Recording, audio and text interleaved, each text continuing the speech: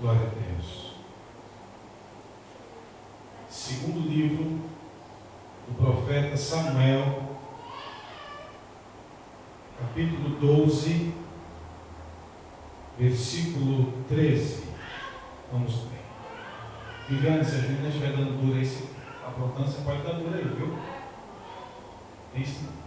Meus filhos não tem esse negócio não, viu? Qualquer um, vê se faz alguma coisa errada, pode chamar a atenção. O pastor não vai se queixar nem um pouco. Viu?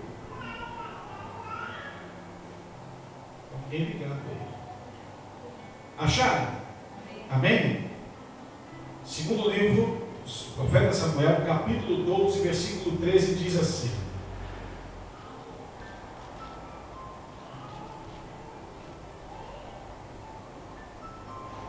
Então disse Davi a Natã: pequei contra o Senhor.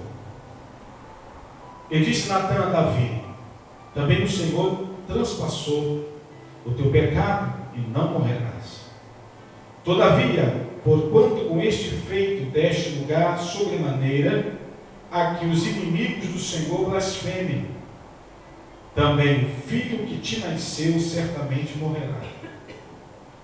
Então Natã foi para sua casa, e o Senhor feriu a criança que a mulher de Urias dera a Davi, e a criança adoeceu gravemente.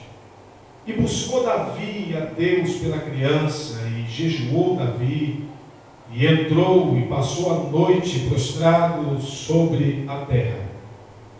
Então os anciãos da sua casa se levantaram e foram a ele para o levantar da terra, porém ele não quis, e não comeu pão com eles.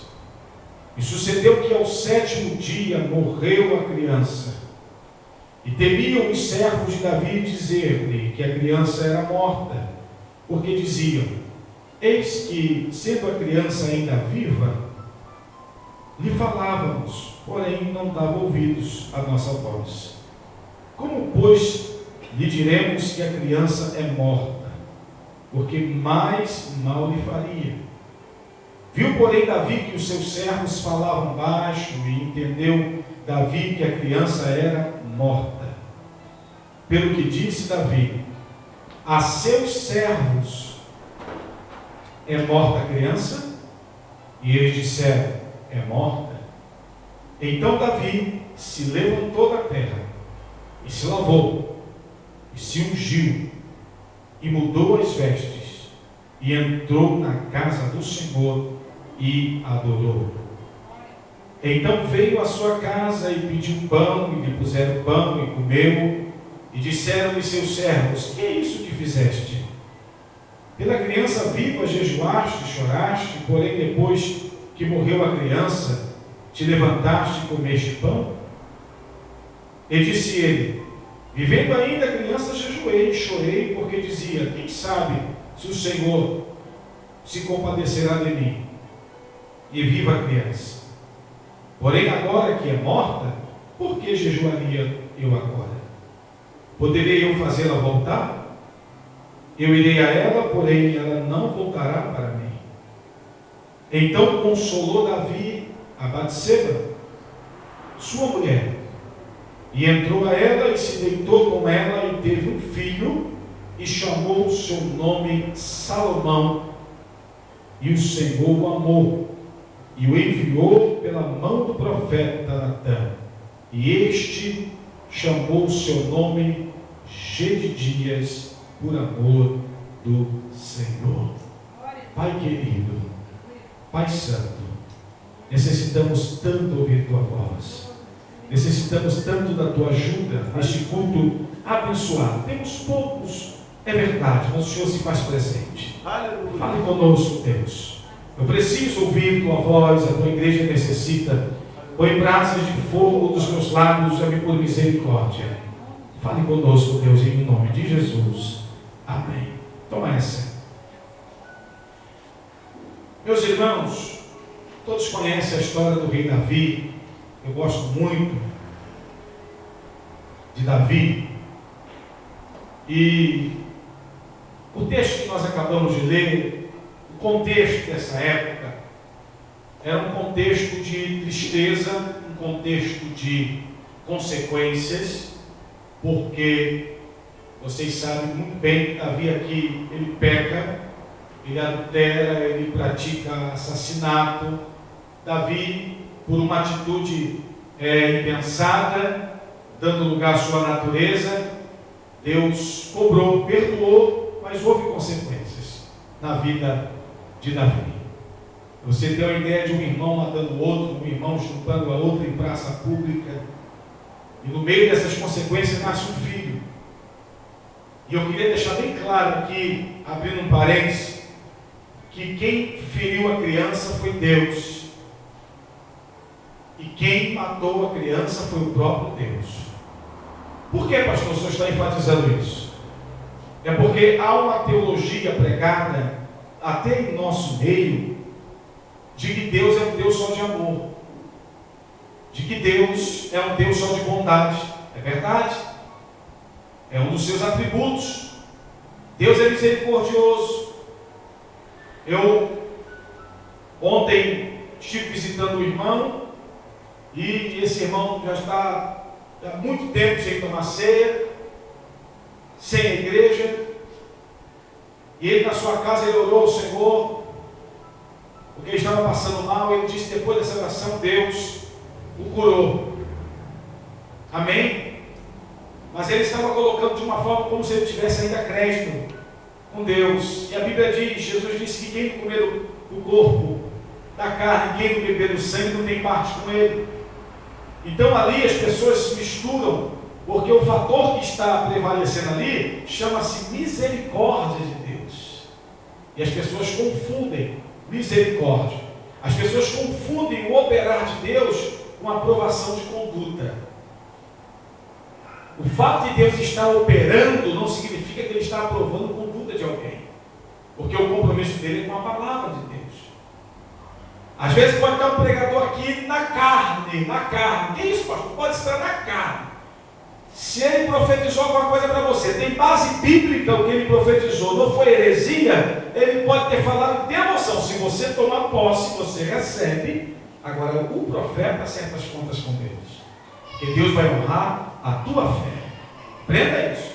Então nunca misture poder de Deus com aprovação de Deus. Poder de Deus é uma coisa, aprovação é outra. Então o contexto aqui é um contexto triste, de pecado. Davi, ele peca e as consequências vêm. E a Bíblia diz que quando o filho fica doente, Davi vai buscar Deus, Davi vai orar, Davi vai jejuar, Davi deixa de comer, Davi perde a fome. A Bíblia diz que Davi estava prostrado na terra. Os anciãos de Israel foram tentar levantar Davi. Davi não tinha ânimo, porque ele sabia que tinha errado, mas na cabeça dele ele não queria ver aquela criança sofrendo. Mas como foi Deus que fez, o que Deus faz, tudo que Deus faz é bom, e a gente precisa entender qual é a vontade de Deus. Davi vai buscando ao Senhor, e os homens falando com muito cuidado para Davi não ouvir, aquela preocupação toda, mas diz a Bíblia que ao 7º dia a criança morreu. Quando a criança morre, eles ainda estão assim, afastados, creio eu, no cantinho. Como iria passar isso para Davi? Mas Davi percebeu. E Davi pergunta: a criança é morta? E eles falam: é morta. E a primeira atitude que Davi toma está no versículo 20. Então Davi se levantou da terra. Essa atitude de Davi, e outras que nós vamos falar aqui, essa atitude de Davi, ela deixa os anciãos, os homens daquela época, sem entender nada, porque Davi estava prostrado, estava sem comer, sem beber, e daqui a pouco Davi toma uma atitude totalmente contrária. Ele fala: olha, quando a criança estava praticamente morta, você estava jejuando, e agora que é morta você muda de atitude. E Davi, em outras palavras, ele quer dizer: não, enquanto estava vivo eu tinha esperança, não é isso? Enquanto estava vivo eu tinha esperança, eu estava orando. Agora depois que parou, não adianta eu ficar se lamentando, não adianta eu ficar prostrado. E é sobre esse versículo aqui que eu quero trabalhar com vocês nessa noite. O que fazer quando as coisas saem do jeito que a gente não esperando. Porque o Evangelho, irmãos, não é uma caixinha de surpresas. Eu sou um pastor que eu procuro pregar maturidade, eu procuro pregar compromisso, porque vida com Deus vai muito mais além, é coisa muito mais séria. Eu não sirvo a Deus pelo que Ele tem para me dar, eu sirvo a Deus pelo que Ele é e pelo que Ele já fez na minha vida. Se eu estou aqui nessa noite aqui apenas por uma porta de emprego, apenas por uma cura, apenas por uma casa própria, por um carro, eu sou miserável, diz Paulo, porque se eu espero Jesus somente nessa vida aqui, eu sou miserável. Eu sirvo a Deus pelo que Ele já fez por mim. Às vezes a gente fica esperando motivo para glorificar a Deus aqui à noite. O que Ele já fez por você durante o dia? O que Ele já proporcionou para você e às vezes você nem percebeu e Ele já fez por você. Então eu sirvo a Deus pelo que Ele é e não pelo que Ele tem para me dar. Quem está me entendendo até aqui diz amém. Então, amados, diz a Bíblia que Davi se levanta. O que eu devo fazer? Quais são as atitudes? Porque a missionária foi muito feliz quando ela disse, quando Jesus disse: no mundo tereis aflições, mas tem de bom ânimo, porque eu venci. O salmista ainda vai mais duro ainda quando ele diz: muitas são as aflições do justo. Não devia ser do ímpio, mas é do justo. Quanto mais você busca, é pancada na cabeça. Quanto mais você ora, né? É luta para cá, é vento para lá, é prova para lá, é vento para cá. E aí os pregadores de hoje em dia, eles tentam maquiar, entendeu? Eles tentam maquiar o Evangelho para você. E aí quando você se depara com uma situação difícil, você não tem estrutura. Tem um hino que diz assim, meio antigo, eu só sei um pedacinho dele, e assim: pregadores de rosa, pregue espinho também. Pregues que Deus é amor, mas é justiça também. Porque as obras, né? Para Deus, porque a fé sem obra para Deus nenhum valor ela tem. Vou dar um exemplo bem simples para vocês. Eu, lá para os meus 14, 15 anos, a rua onde eu morava era de barro, tinha muitas pedras, as pedrinhas pequenininhas, e eu jogava bola naquela rua. E jogava descalço. A turma toda jogando descalço. E aí foi chegando aos 18 anos, me alistei, 19 anos no quartel. E no quartel passei a usar boot. Então boot, eu usei boot no quartel por tudo, né? 4 anos usando. Depois de 4 anos eu me converto. Então do boot de sapato. Passava o dia todinho com boot. E chegava à noite, tirava o boot, colocava o sapato para vir para a igreja. Chegava em casa, tirava o sapato, tomava banho, dormia, de manhã boot o dia todo no quartel. Chegava em casa, tirava o boot e colocava o sapato. Com isso, o meu pé foi ficando igual pé de moça. Lisinho. Hoje eu não consigo pisar numa pedrinha assim. No meu quintal, às vezes, eu tenho que andar com cuidado, porque se tiver uma pedrinha, eu sinto. E eu fico olhando, como é que eu conseguia jogar bola assim? Porque eu era acostumado. Então você tem que estar acostumado com espinhos e com rosas. Porque se a pregação sair fora disso, não é evangelho. Se você pegar a vida dos profetas, a vida dos apóstolos, você vai ver um sofrendo. Eu não estou trazendo a teologia do sofrimento. Quando eu falo isso, eu não tenho objetivo nenhum de implantar aqui a teologia do sofrimento. Eu estou tentando passar para você a teologia da maturidade, da postura, da firmeza, que nem tudo venha te abalar. Que você não deixa de vir com um culto por qualquer coisa. Que você não deixa de vir com um culto porque alguém te olhou de cara feia. Que você não deixou de vir adorar porque alguém falou mal de você. Quem está me entendendo diz amém? Isso é estrutura. Então você vai me conhecendo aos poucos, você vai vendo que eu vou sempre por essa linha. Viu? Por quê? Para que você tenha maturidade. Porque hoje, por qualquer motivo, os crentes querem largar Jesus. Por qualquer atitude, eles querem abandonar a fé. Só que Jesus disse que aquele que perseverar até o meio. Foi isso que ele disse? Jesus disse que aquele que perseverar até o início. Até o fim. Então a minha vitória não está no início, nem está no meio. Ela está no fim.